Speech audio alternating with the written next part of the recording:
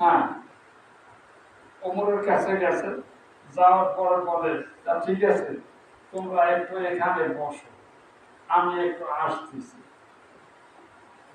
হ্যাঁ, আয়াতটা কোন জায়গায় জানি,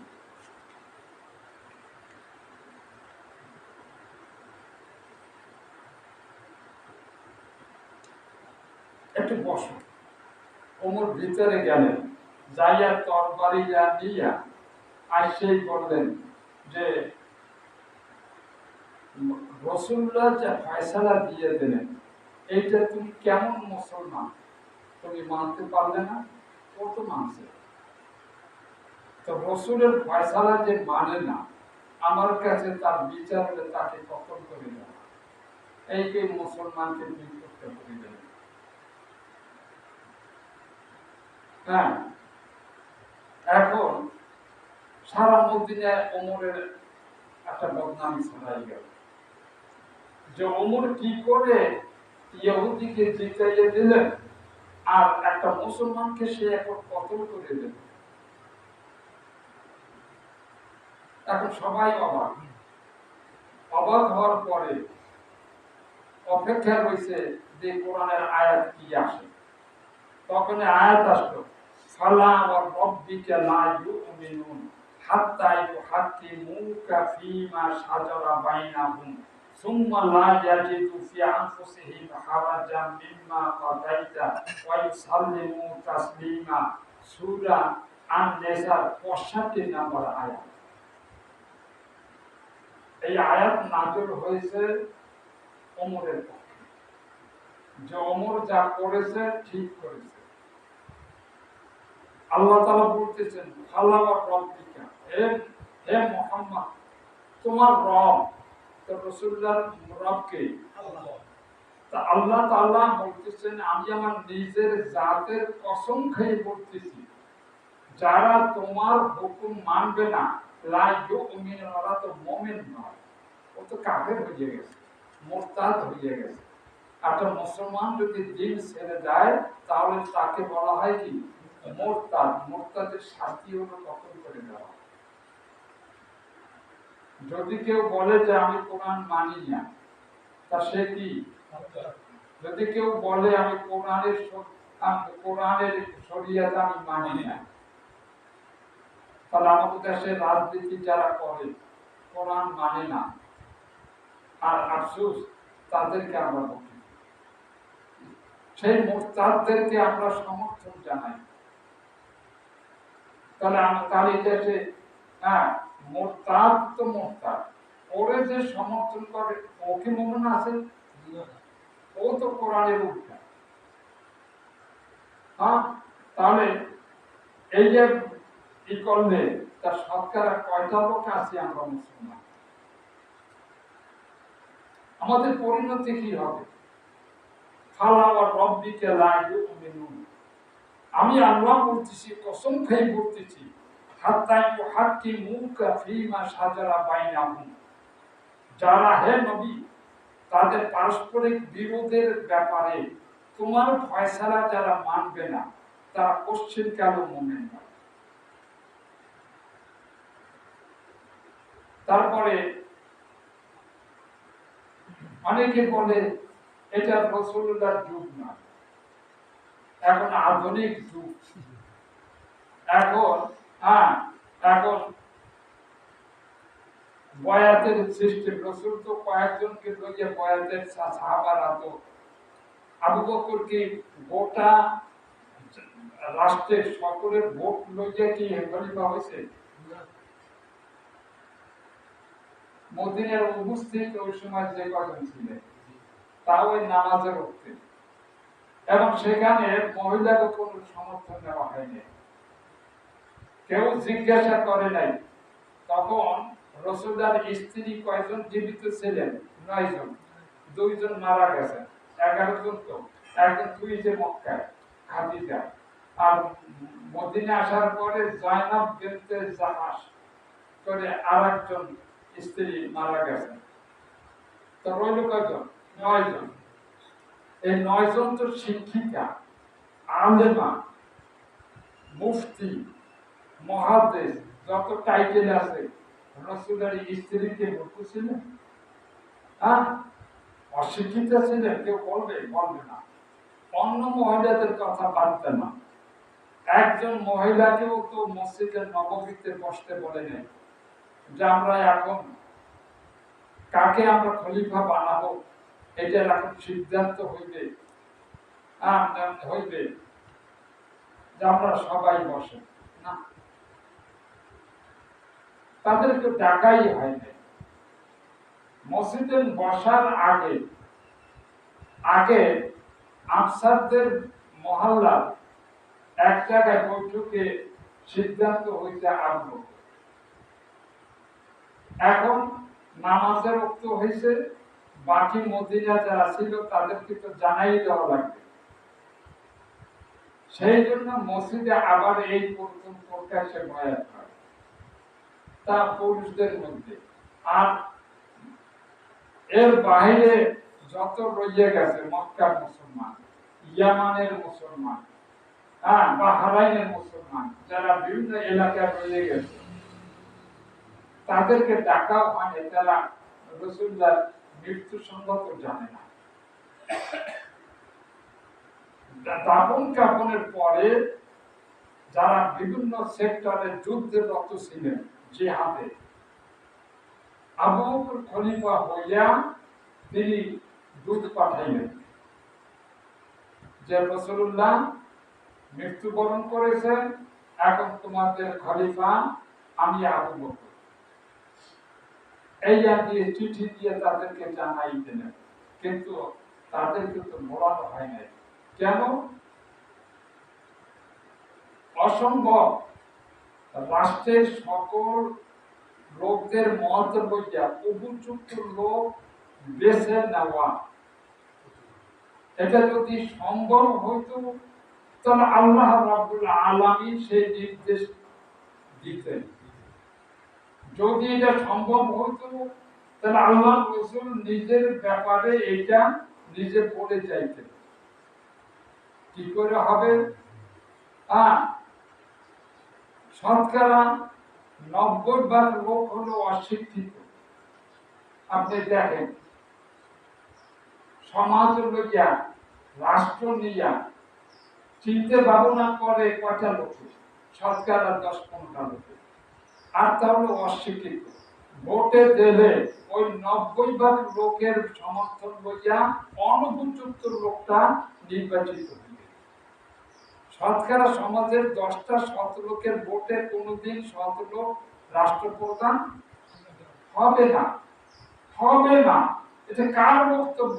আল্লাহ, যিনি মানুষকে বিভিন্ন জ্ঞান বুদ্ধি দিয়ে সৃষ্টি করেছেন। হবে না। মহিলাদের সেই দূরদর্শিতা নাই। অধিকাংশ শতকরা 99টা মহিলা হচ্ছে দূরদর্শিতাহীন। তাদের বিবেক বুদ্ধি শারীরিক যোগ্যতা পুরুষের সামনে অর্ধেক। এই জন্য বলা হয়েছে কোন ব্যাপারে সাক্ষ্য নিতে গেলে একটা পুরুষের মোকাবেলায় কয়টা মহিলা সাক্ষী লাগবে? 2টা। তা এখানে দেখেন এটা কার বিধান? আল্লাহ। এবং এটা না বুঝে কিনা, এই জন্য তাদের ভোট দিয়া হবে না। এই জন্য শয়তানরা, আমেরিকার জাতিসংঘ, ওরা এইটা আইন করছে কি জনগণের ভোট। তো জনগণের ভোটে দিলে যার টাকা আছে, সে যে অসৎ হারাম উপার্জন করতে রয়েছে, সে টাকা দিয়ে জনগণের ভোট কালেকশন করে নিয়ে যাবে এবং সেই লোককে আমেরিকার প্রেসিডেন্ট হবে, সেই লোককে বাংলাদেশের প্রেসিডেন্ট হবে। 7 লোক কোনদিন হতে পারবে না। এখন এরা এখনো মুসলমানরা এই কোরআনের এই নিয়মটা, এই আইনটা এখনো তারা বোঝে না। এই যে আল্লাহ তাআলা বলতেছেন, কোন মুসলমান যদি রাসূলের তরিকা অমান্য করে, তাকে যদি হাকে বিচারক না মানে, তার থিওরি যদি না মানে, তাহলে সেই লোকটা মোরতাদ। যারা ভোটাভুটিতে যাবে তারা মোরতাদ হয়ে যাবে, আল্লাহ মাফ করবে। জানিয়া করুক না জানিয়া করুক, তারা এখনো ভুলের মধ্যে আছে।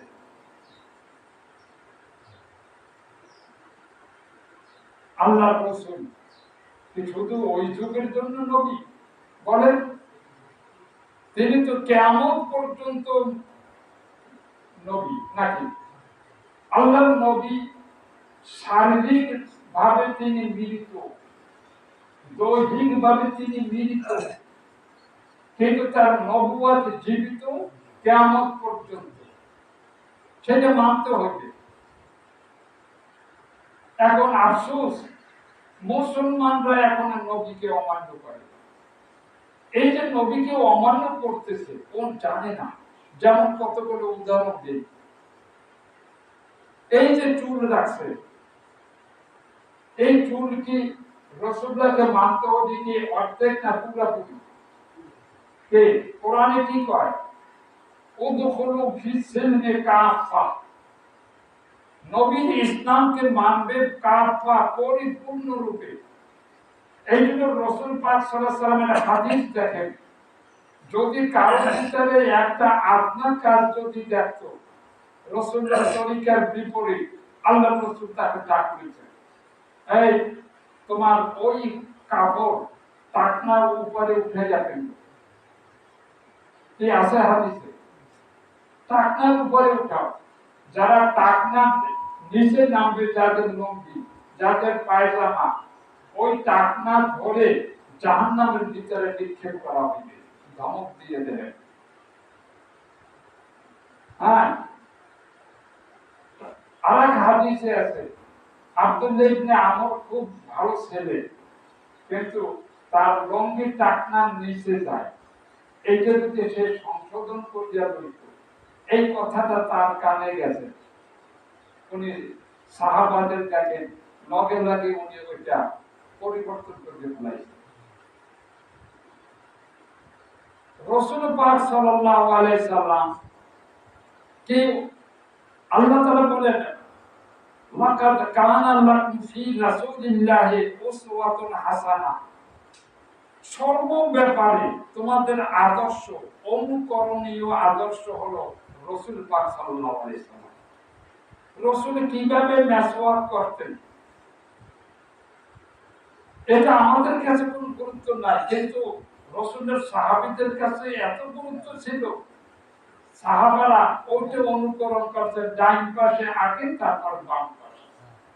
রাসূল রাস্তায় গেলে কোন পাশ ধরে হাঁটতেন? সাহাবারাও ডাইন পাশ। রাসূলুল্লাহ বাবরি চুল, সাহাবারাও কি বাবরি চুল, ইল্লা যে ওজরে। আলী রাদিয়াল্লাহু তাআলা ওজর ছিলেন, উনি অনুমতি নিয়ে কামাইয়া ফেলাইতেন। তাহলে দেখা গেল মাথার চুল কামাইয়া ফেলা, হ্যাঁ, ওজরে কি জায়েজ আছে, এটাও আলী থেকে জানা গেল। কিন্তু যার কোনো ওজর নাই, সব ছিল বাবরি চুল। দাড়ি ছাটা, দাড়ি ছাড়তে ছোট করে রাখা, এটা বেদাত। আল্লাহর রাসূল কোনদিন দাড়িতে কেসি ঢুকান নাই, ছাড়তে গেছে। হ্যাঁ, আরফু লোহা, আরফু অর্থ হচ্ছে লম্বা হইতে দাও, ছেড়ে দাও, দাড়িতে হাত দিও না। অকুসুর সওয়ারে, মোস কামাবা না, কেসি দিয়ে যতদূর বড় ছোট করবা। কারণ বৈজ্ঞানিকেরা বাইর করছে, প্রত্যেকটা লোমকূপের সাথে চোখের লাগে সম্পর্ক। কে নাকের একটা পছন্দের টান দেন, চোখতে পানি বেরিয়ে। কে চোখের ত্রুটি কমে যাবে। এই জন্য আল্লাহর রাসূল তিনি ছিলেন আল্লাহ কর্তৃক নির্ধারিত, আল্লাহ কর্তৃক প্রেরিত বৈজ্ঞানিক, চিকিৎসা বিজ্ঞানী। দুনিয়ার সমস্ত বৈজ্ঞানিকেরা চিকিৎসা বিজ্ঞানীরা গবেষণা করে নবীকে অপেক্ষা করতে পারে নাই। শেষ পর্যন্ত বুঝলেন নবীর তরিকে আছে। কারণ আপনি হলেন আমেরিকার হাউসের ভিতরে মিটিং চলতেছে, কারণ আপনি হলেন সৌর বিজ্ঞানী, জাতিতে আপনি ইহুদি, একজন পাকিস্তানি সৌর বিজ্ঞানী ওই কনফারেন্সের দাওয়াত পাইছেন, উনি ওনার বইতে লেখছেন। তাহলে আমি তাকে প্রশ্ন করলাম, যখন আমি তাকে জানি, কিরকম জানলাম? ওখানে নিয়ম হলো যে বক্তৃতা করবে, তার প্রোগ্রাম নাম ধাম লেখা প্রত্যেকের হাতে হাতে দিয়ে দেওয়া হয়। আমিও যখন ইরানে গেছি, রাষ্ট্রীয় বৈঠকে যখন বসছি, তখন সামনে লিখিত প্রোগ্রাম আছে। আজকে কয়েকজন রাষ্ট্রীয় লোক বক্তব্য দেবে, উনি যে দেশের প্রেসিডেন্ট প্রধানমন্ত্রী জিজ্ঞাসা করা লাগবে না, ওই কাগজে করে দেবে। কাগজে দেখে যে সে একজন ইহুদি, কিন্তু সে মঞ্চে দাঁড়াইছে, হাতে লাঠি, মাথায় পাগড়ি, বাবরি চুল, তারপর হাতে লাঠি লইয়া উনি সৌর বিজ্ঞানের উপরে বক্তব্য দিতে দাঁড়াইয়া গেলেন। বক্তৃতা শেষ, উনি ওনার জন্য একটা রুম দেওয়া আছে তো,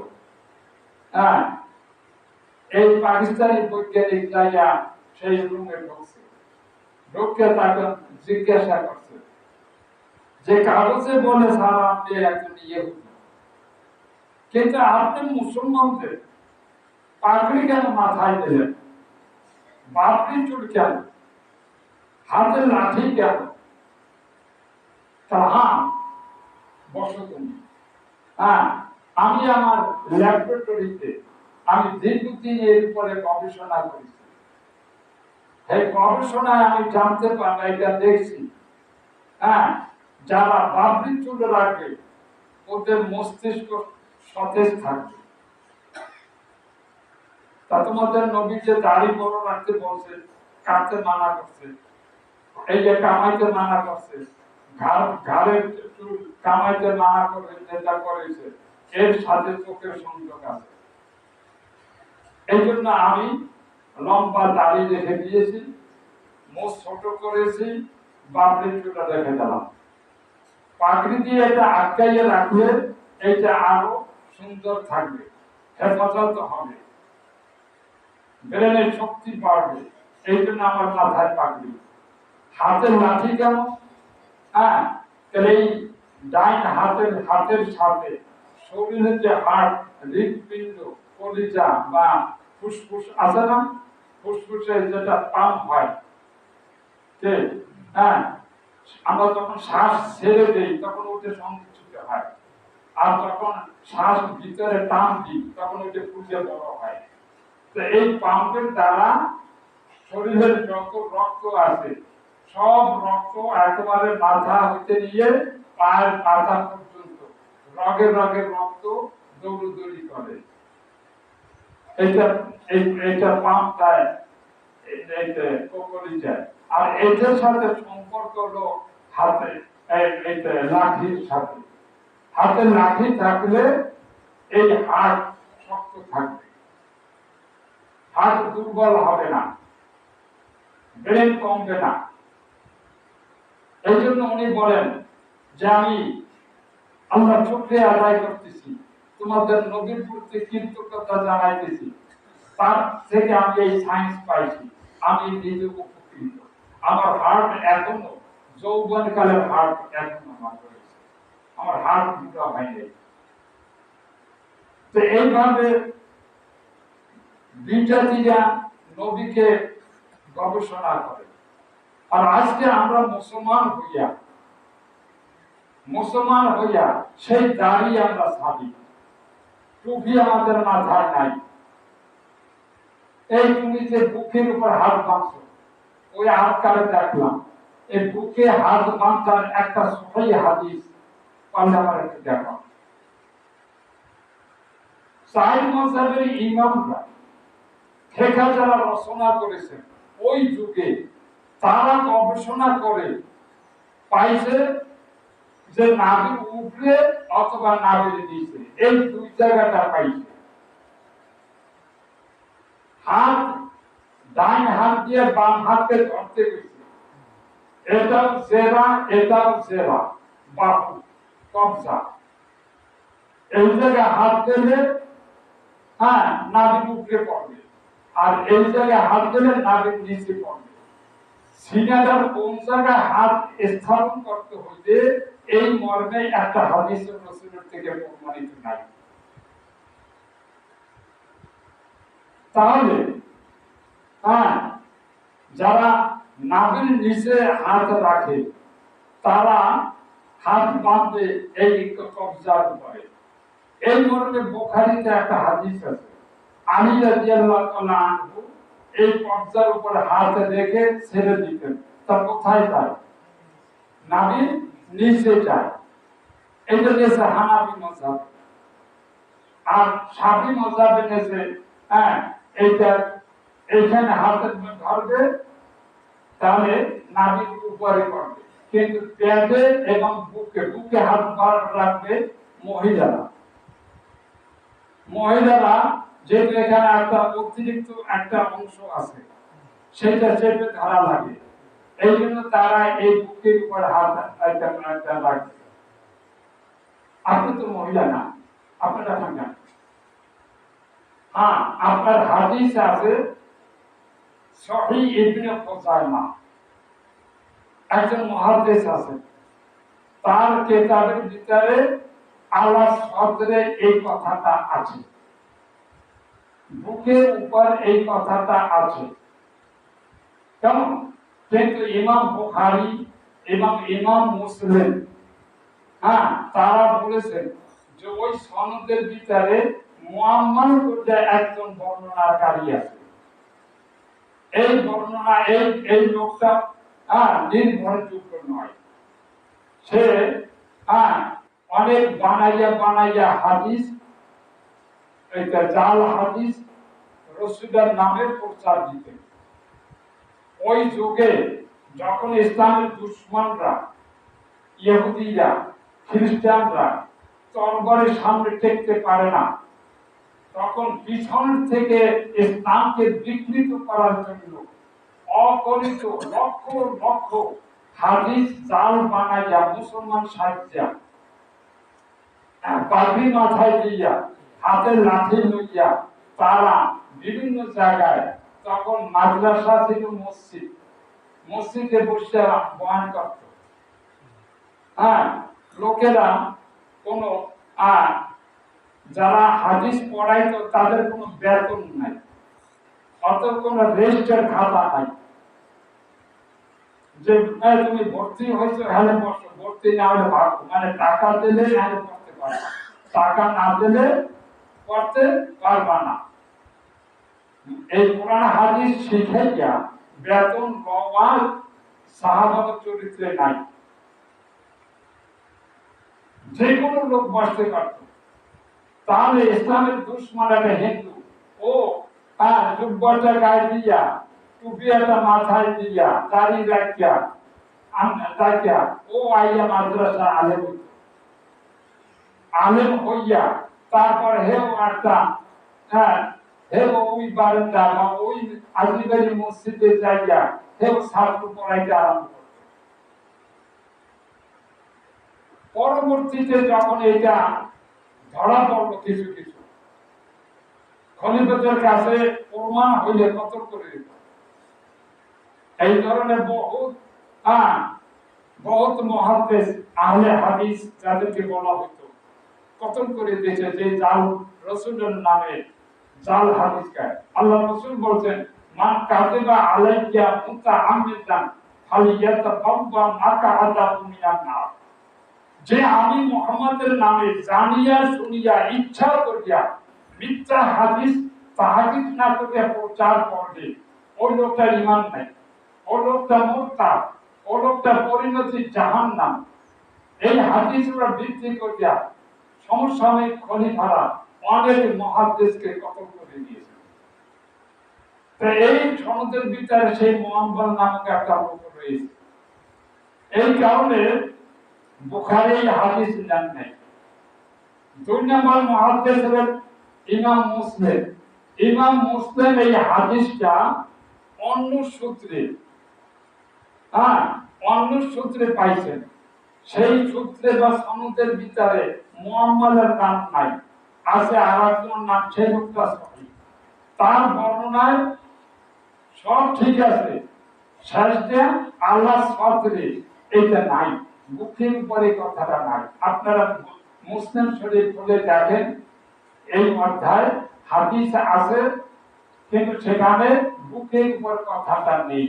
বুকের উপর কথাটা আছে সহিহ ইবনে খুজাইমা, যেটাকে তারা সবাই বলছে ইবনে খুজাইমা। অনেক হাদিস আছে যেগুলো মওজুদান জাল, এবং এই কারণে ইবনে খুজাইমা উনি দাবি করছেন আমার কিতাবটা সহিহ, এইজন্য ওনার নাম বলা হয় সহিহ ইবনে খুজাইমা। কিন্তু এই সহিহ উনি নিজে দাবি করেছেন, কিন্তু জমহুরে উলামারা ওনার কিতাবটাকে 6টা বিশুদ্ধ হাদিসের কিতাবের মধ্যে শামিল করেন নাই। 6টা কি কিতাব? 1 নম্বর হলো বুখারী, 2 নম্বর হলো তার ছাত্র ইমাম মুসলিম। এই দুইটা উপরে কারো কোনো কিলকাল নাই।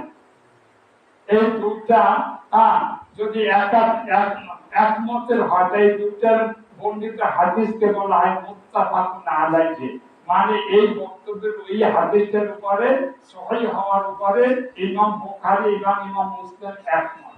আরো আছে 4টা কিতাব, এক কিতাব নাসাই, ইমাম নাসাই, ইমাম আবু দাউদ, ইমাম তিরমিজি, তারপরে আরেকটা আছে ইবনে মাজাহ, ইবনে মাজাহ। তারপর আছে এই 4টা কিতাব। এই 4টা কিতাবের হাদিস সবগুলো শুদ্ধ নয়, এর ভিতরে মওযু জয়ীফ হাদিসও কিছু আছে। এই কারণে আপনি যখন কিতাব লিখবেন, এই কিতাব যখন লিখবেন, তখন আপনাকে হাদিসের আপনাকে সনদ দেওয়া লাগবে। যেমন এই 14 নম্বর টিকা দিয়ে লাগছে, এটা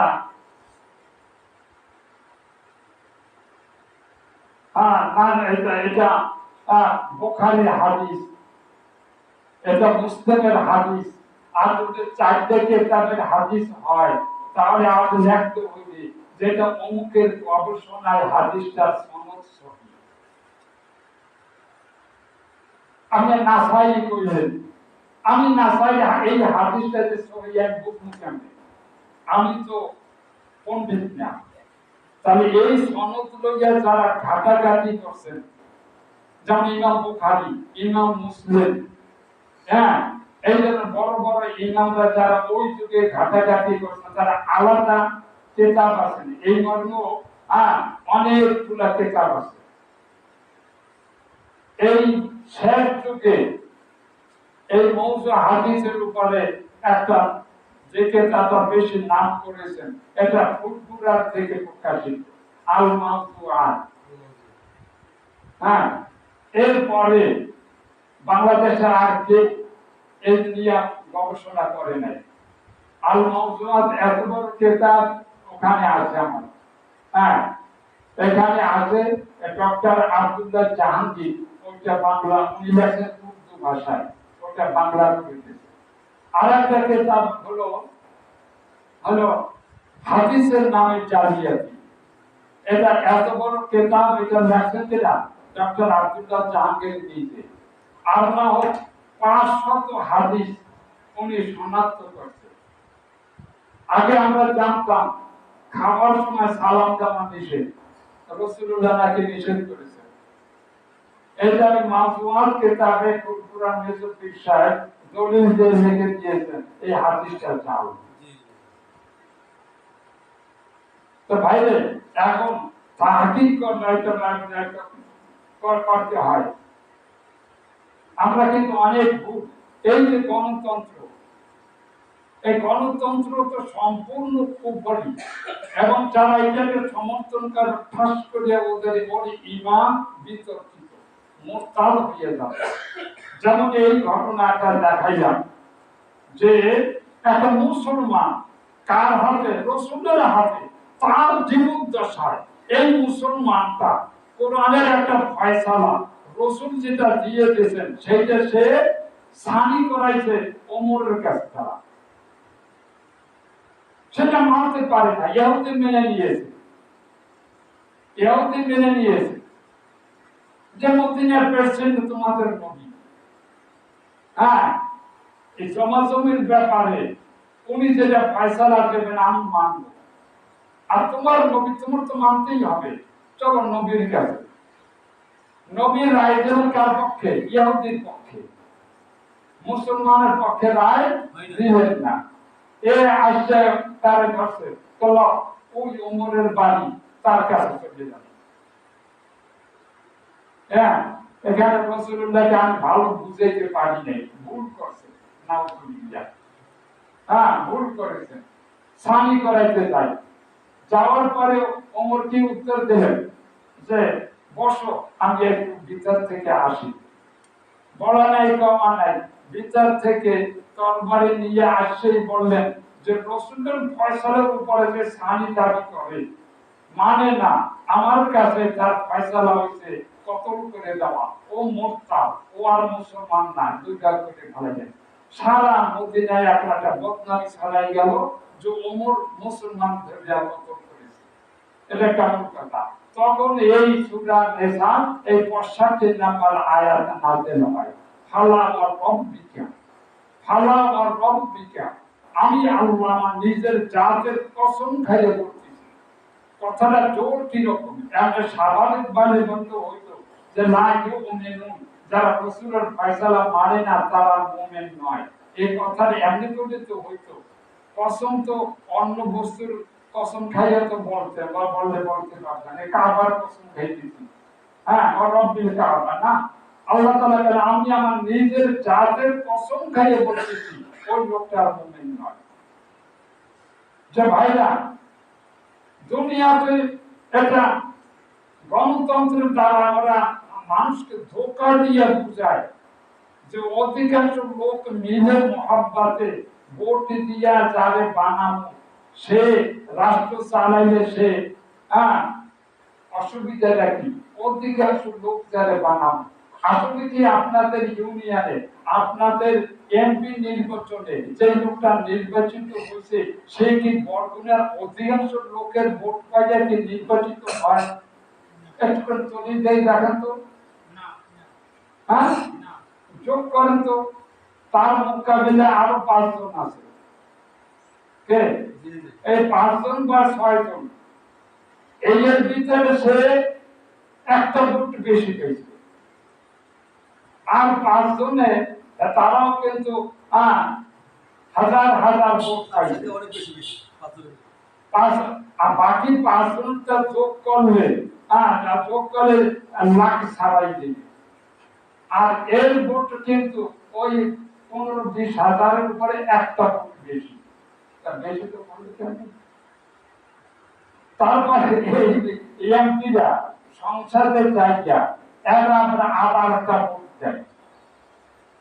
আপনারা বরগুনার জনগণ নিজেরাই একজনকে ভোটটা দিয়া এমপি বানাই দিয়েছেন। এই এমপিরা সারা দেশের 300 এমপিরা আবার এক জায়গায় বসে একজন এখন সংসদের নেতা মানে প্রধানমন্ত্রী নিয়োগ দেওয়া লাগে।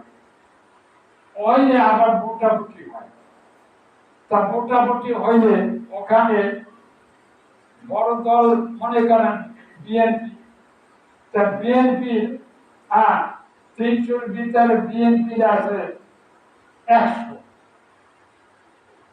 আর 50 আছে আওয়ামী লীগের, আর 50 আর রইল কত 200, তা 200 আর পার্টিগুলোর উপরে ভাগ করেন, তারা পাইছে এর ভিতরে এ 100 ভোট পাই, 100 এমপি আছে, নাহলে 100 300 অর্ধেক কত 150, এই 150 বিএনপি। এবার আরেকটা বেশি দিলাম, তাহলে কত হলো 151, এগুলো রয়ে গেলে 149 এর ভোট এক পাল্লায় আনেন। আর এই 151 পাইলে যে আওয়ামী লীগ বিএনপি হয়েছে তা খরচ করে